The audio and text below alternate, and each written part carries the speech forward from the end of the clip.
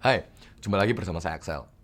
Kali ini kita akan ngomong tentang yang namanya protection atau proteksi, tapi lebih ke dana darurat terlebih dahulu. Banyak banget yang bilang di Instagram, di YouTube, di semua platform bahwa sebelum kamu memulai berinvestasi, kamu harus menyiapkan dulu yang namanya dana darurat ini.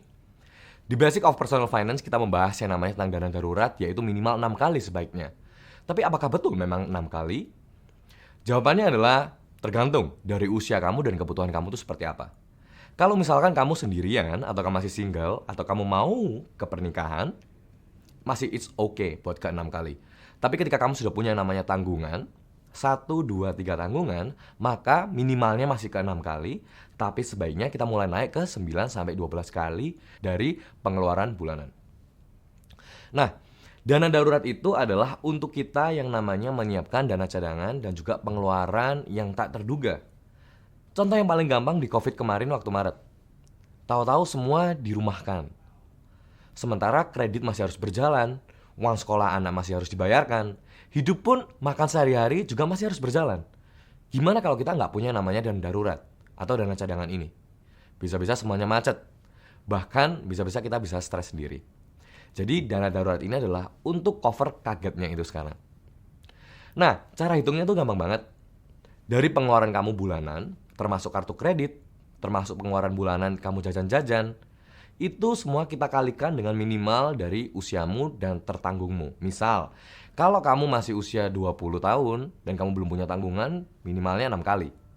Jadi kalau pengeluaran bulananmu itu 1 juta, berarti kamu butuh dana darurat kurang lebih 6 juta rupiah. Dari sana, ketika kamu sudah mulai memasuki pernikahan, sebaiknya setiap pasangan minimalnya 6 kali. Kalau sudah memiliki satu anak, maka akan digabungkan. Jadi satu keluargamu akan terhitung satu individu. Kalau pengeluaran bulanan dari keluargamu itu ada di let's say kita bilang 6 juta. Maka kalau minimalnya 6 kali kamu butuh kurang lebih 36 juta. Nah, itu aja mengenai dana darurat. Tapi Sel, gimana caraku untuk menyimpan dana darurat ini? Pertanyaan yang sering banget aku dengar. Untuk menyimpan dana darurat kita harus cari instrumen keuangan yang paling aman, yaitu reksadana pasar uang. Gimana dengan deposito, emas, atau mungkin falas? Emas dan falas memiliki fluktuasi harga.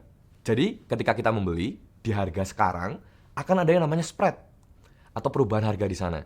Dan kita nggak bisa untuk menghandle perubahan-perubahan ini.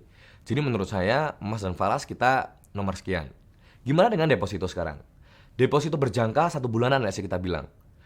Gimana kalau kita butuh dana darurat di tengah-tengah bulan itu? Bisa diambil? Bisa jawabannya.